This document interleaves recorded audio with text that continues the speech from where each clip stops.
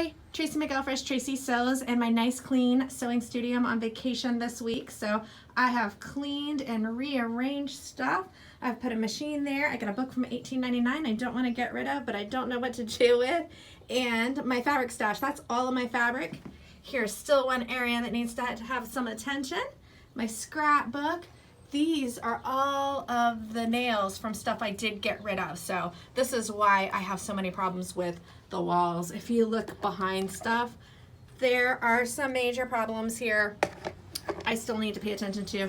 So this is the fabric that I bought when we went to Crimson Tate, and my cutting table's all clean. These patterns are too big to fit in my new pattern stash thing.